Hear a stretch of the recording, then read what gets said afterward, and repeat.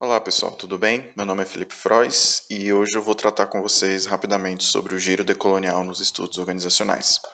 Basicamente, a ideia da colonialidade ela é muito simples. Quanto mais eu tenho, mais eu sou. Então vamos pensar numa sociedade que tem muita tecnologia. Ela se sente superior ante as demais sociedades em função desse aumento de tecnologia que ela tem em relação a outros referenciais. Portanto, ela se sente mais avançada. E isso é um fenômeno especificamente para os autores decoloniais inerente às sociedades ocidentais europeias. Então, esse eu tenho mais, portanto eu sou mais, vai se dizer como ego cogito. Eu sou legitimado, eu tenho legitimidade para me dizer superior ante os demais.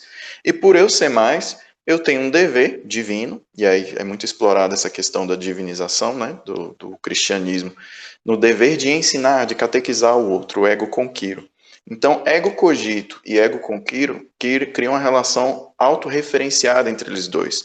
Um justifica o outro e cria-se assim um ciclo de dominação ante as demais sociedades, ante os demais povos, em função desse sentimento de avanço em relação a outros referenciais. E pelo fato desse argumento ser autorreferenciado, ele não precisa de mais justificações. Eu posso dizer o que é porque eu tenho mais. E eu tenho mais porque eu sou mais. Eu sou mais porque eu tenho mais. Então eu posso dizer o que é. Percebe? Então esse argumento cria um ciclo.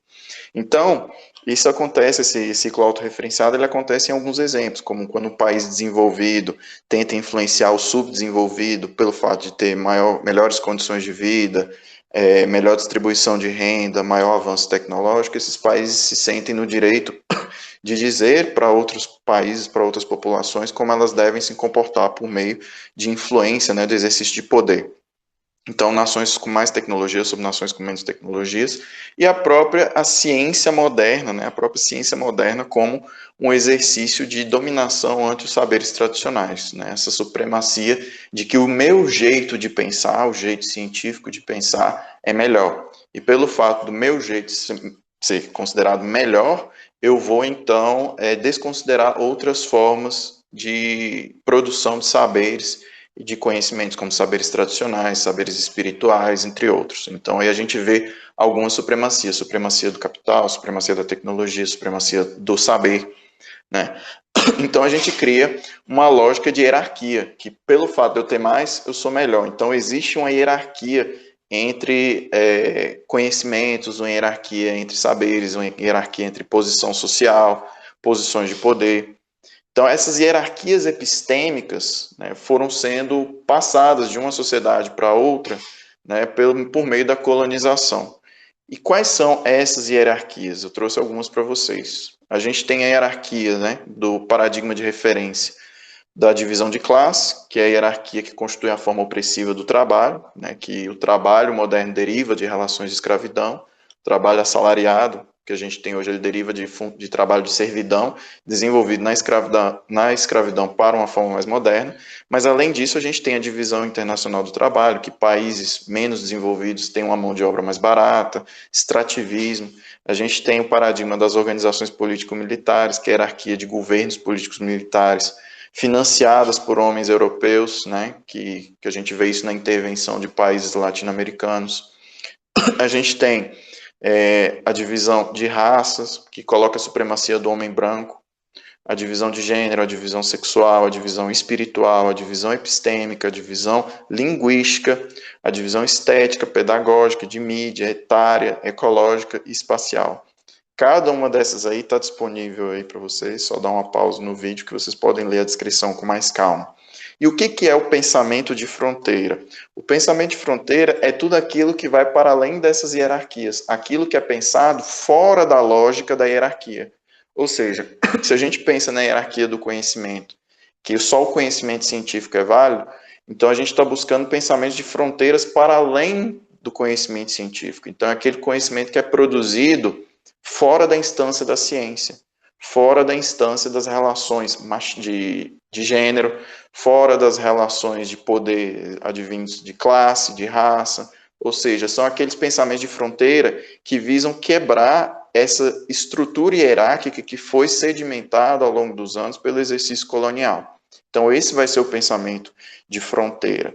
Então, observe o termo hierárquico. Por que a hierarquia ela é tão combatida no estudo decolonial? Porque aqui a gente não quer o pensamento hierárquico, aqui a gente quer o pensamento heterárquico, que é basicamente a ideia de não criar hierarquias, que vários pensamentos diferentes podem coexistir, podem se problematizar, podem dialogar entre si, sem o desejo de dominação de um sobre o outro, sem o desejo de apontar que um está errado e que o outro está certo.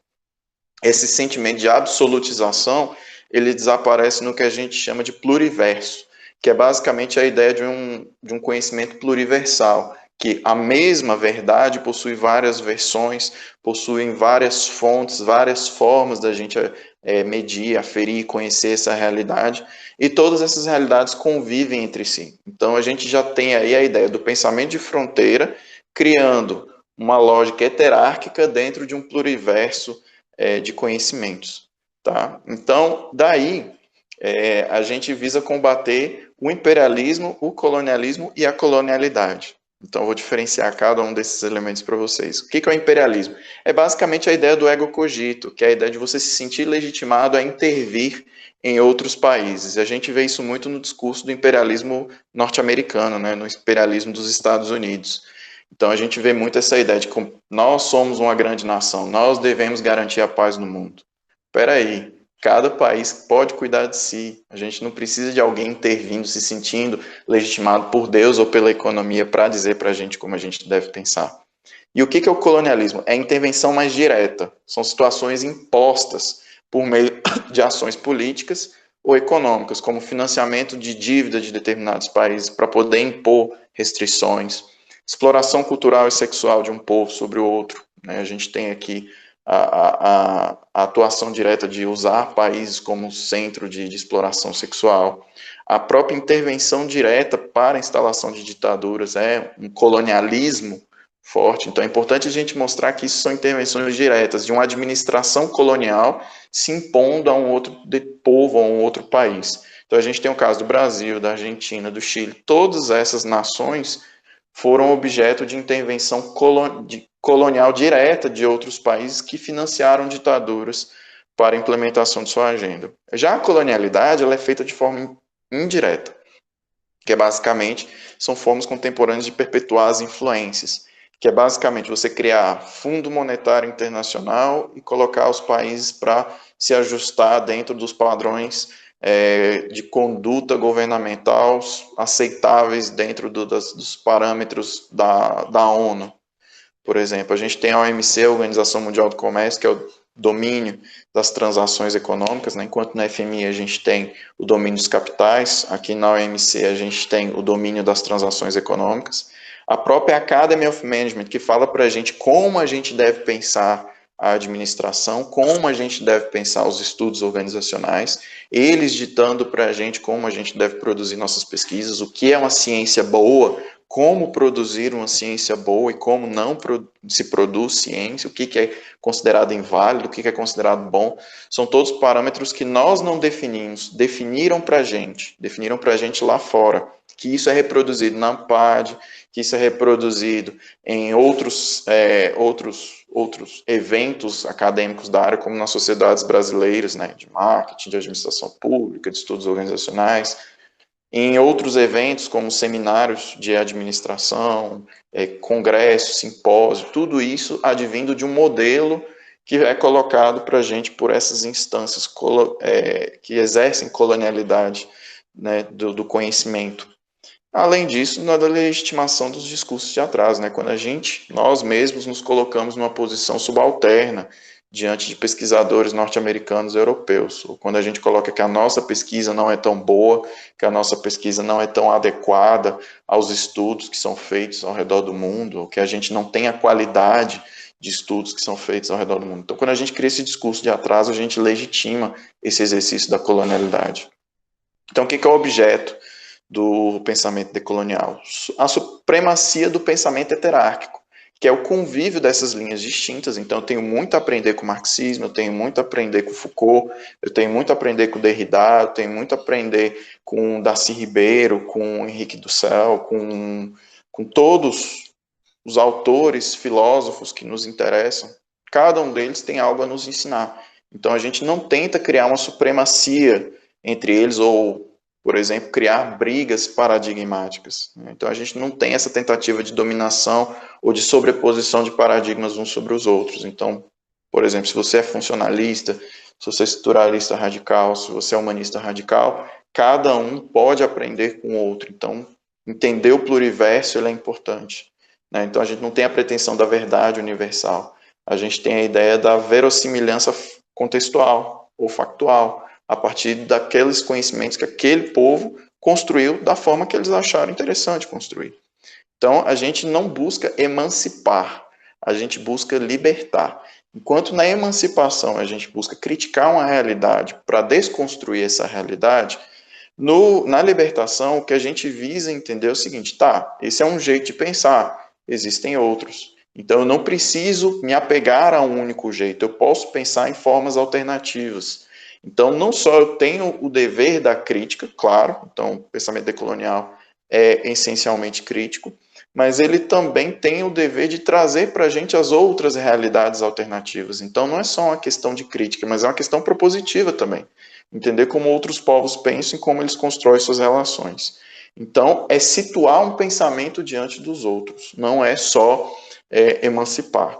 Então, você pode, a partir disso, reescrever a história, não apenas aquela história que é contada, mas escrever a partir daqueles que foram silenciados, saberes indígenas, saberes ribeirinhos, saberes subalternos, saberes locais, construir as outras versões da história e reescrever essa história a partir de um caleidoscópio de várias visões, entendendo a realidade como múltiplas facetas mesmo, pluriversal, que são são várias versões, da mesma realidade. E transmoderno entendendo que existem sociedades pré-modernas, existem sociedades modernas, existem sociedades pós-modernas, então a gente precisa entender a transmodernidade, que é uma zona de interseção entre todas elas, sabendo que nós fazemos parte de povos, comunidades, que em alguns pontos são mais avançados em alguns aspectos e outros não, o que torna o nosso conhecimento espacialmente situado, geopoliticamente situado,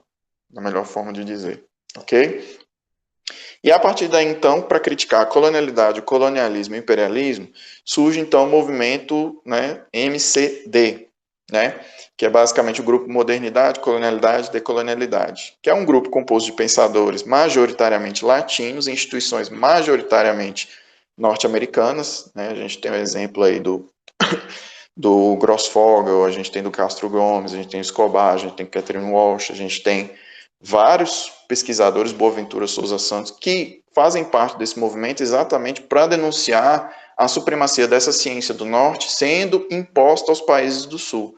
E aí a gente critica o que a gente chama da híbris do ponto zero, que é o maior discurso colonial que a gente tem hoje, que é o da modernidade científica, que só existe um jeito de fazer ciência, que tem que ser racional, replicável.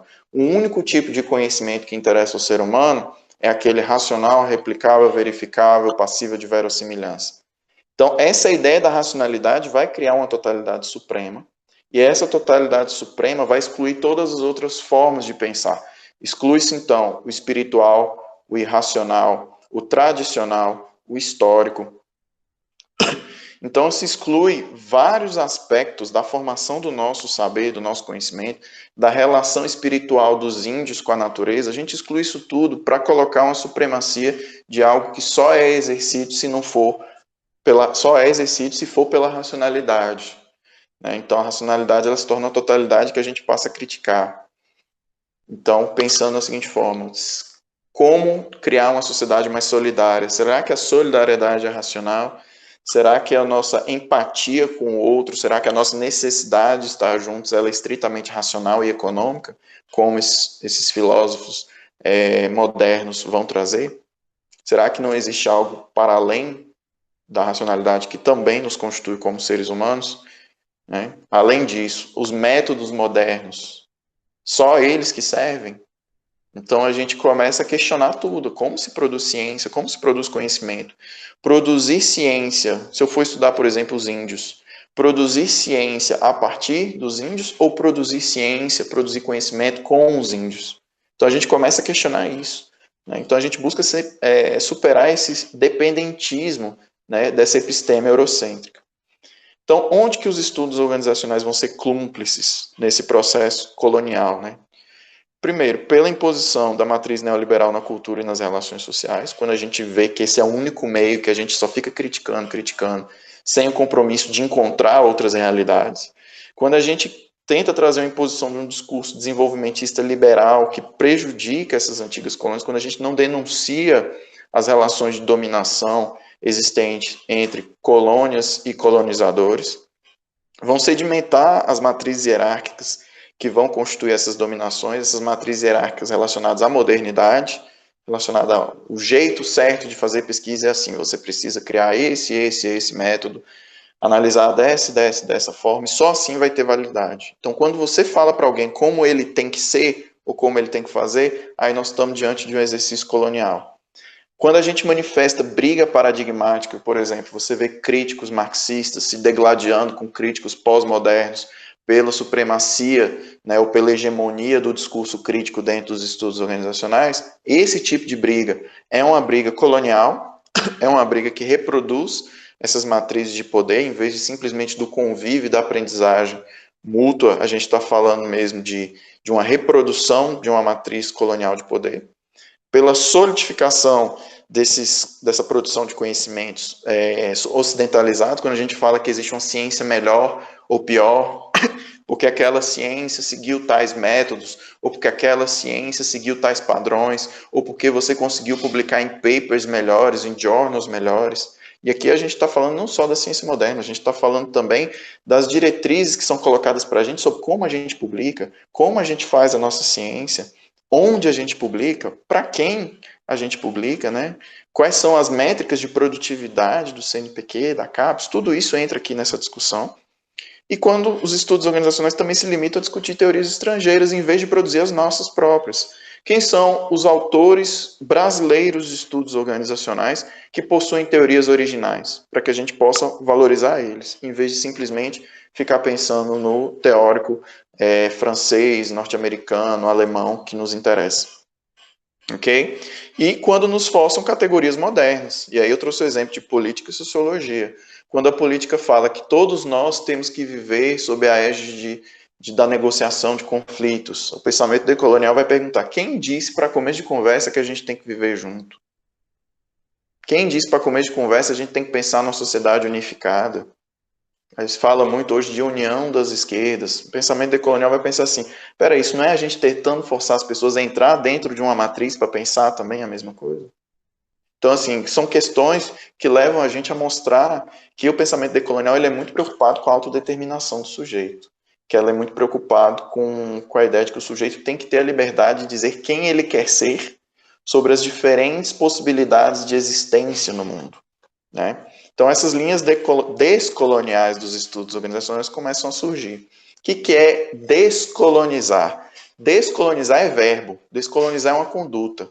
Descolonizar a episteme, descolonizar os estudos organizacionais. Então, quando a gente fala em descolonizar, a gente está falando de uma postura de resistir à colonialidade.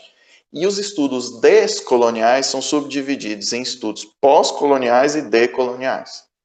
E isso fica meio estranho quando a gente vai olhar para o inglês, porque to decolonize, na realidade, quando você vai traduzir, tem gente que traduz como descolonial e decolonial. Descolonizar, descolonização, é um ato de resistência à colonialidade. Portanto, é um gênero, enquanto que a espécie são os estudos pós-coloniais e decoloniais. O estudo pós-colonial, ele é esse uso dos críticos eurocêntricos, modernos, para criticar a própria matriz de colonialidade que se exerce sobre os países do Sul, os países colonizados. Enquanto que o pensamento, né, os estudos decoloniais, vão focar nesse uso de pensamento de fronteira, ou seja, para além das hierarquias, que é basicamente pensar a partir de autores originários do Sul, criação de teorias alternativas, visões diferentes. Então, eu interpreto a postura descolonial com essa primazia da autodeterminação, o povo tentando se libertar desse jeito único ocidental de existir para pensar em outras formas, pensar em outros arranjos familiares, outras formas de se relacionar com a natureza, outras formas de pensar a economia das trocas, outra forma de pensar a política, a partir de sociedades que existem mesmo em tribos, em comunidades, pensando a partir das fronteiras mesmo, pensando fora das hierarquias e pensando outros modos de existir e de resistir. Então, o trabalho pós-colonial, ele conversa bem com Derrida, com Foucault, ele conversa com essas pessoas. Já um trabalho decolonial, ele vai partir, por exemplo, no caso do Brasil, de autores nacionais, Paulo Freire, Darcy Ribeiro, vai pensar em autores do Sul, vai pensar em pensamento de fronteira mesmo, autores que são completamente disruptivos dentro do Sul, autores africanos, autores chineses, autores latino-americanos, vai pensar em teorias alternativas às teorias hegemônicas que existem. E vai partir dessas críticas.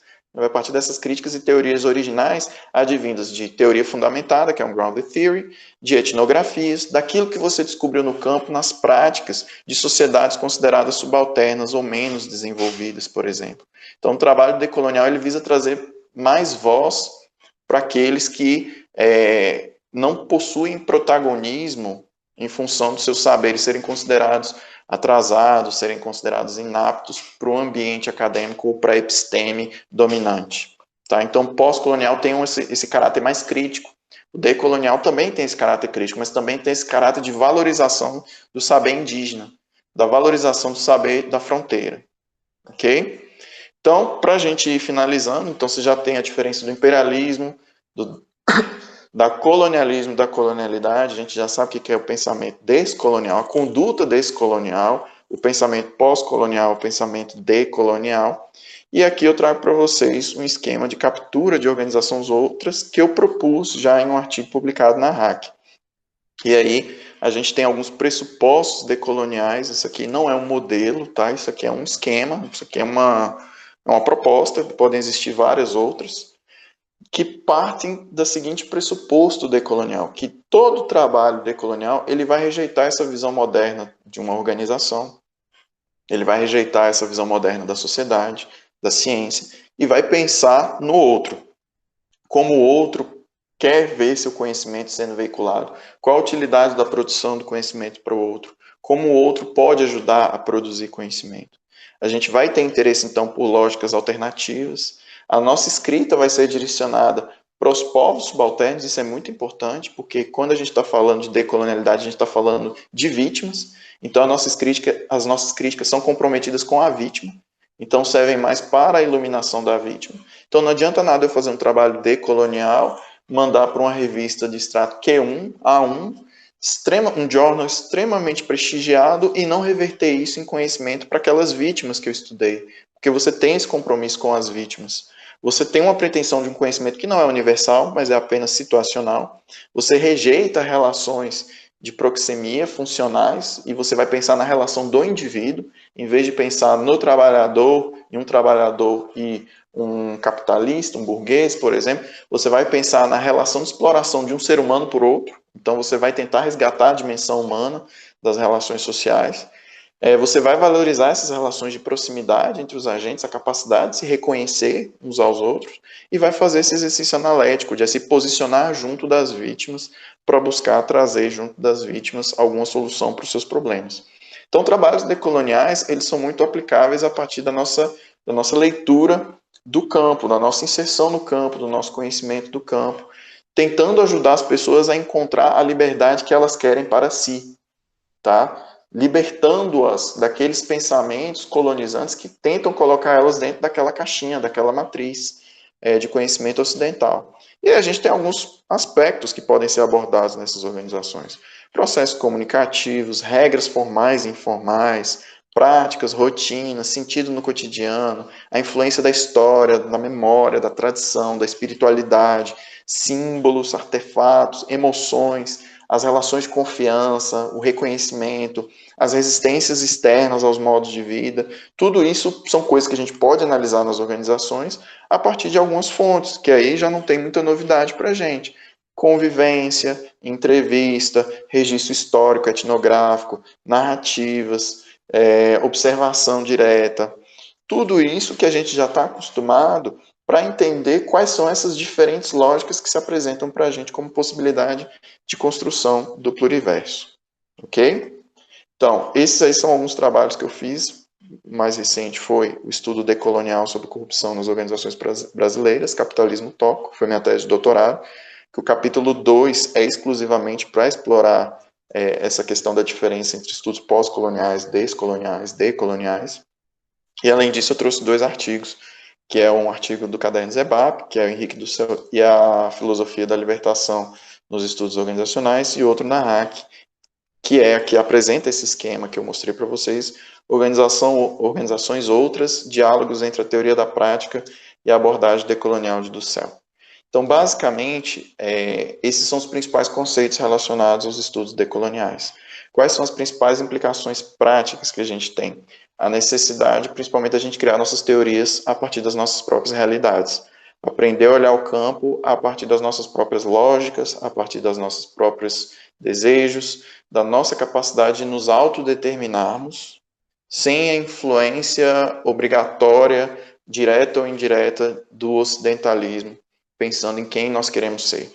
A América Latina é considerado um centro de excelência de resistência em função das revoluções, né, que caracterizam a história da América Latina e das resistências de muitos países que até hoje apresentam um grande sentimento forte de culturalismo ou de ligação com as suas raízes históricas e étnicas.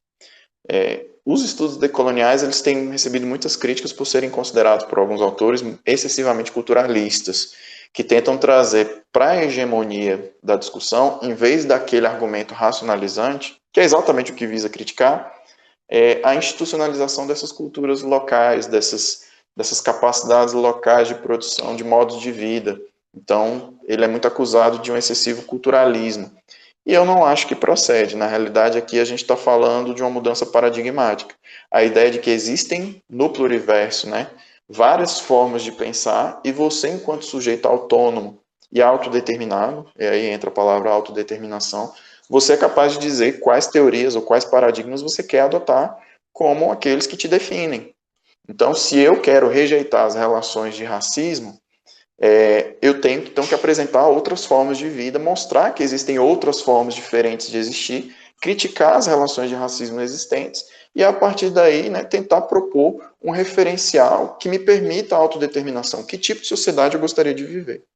Então, aqui a gente vê também não só o exercício da crítica, mas o exercício propositivo de realidades utópicas as quais a gente gostaria de viver. Tá bom? É isso. Agradeço, então, essa é a apresentação e essa é a explicação rápida, né, que eu tentei ser rápido, para demonstrar o que são os estudos decoloniais, principalmente nos estudos organizacionais. Obrigado.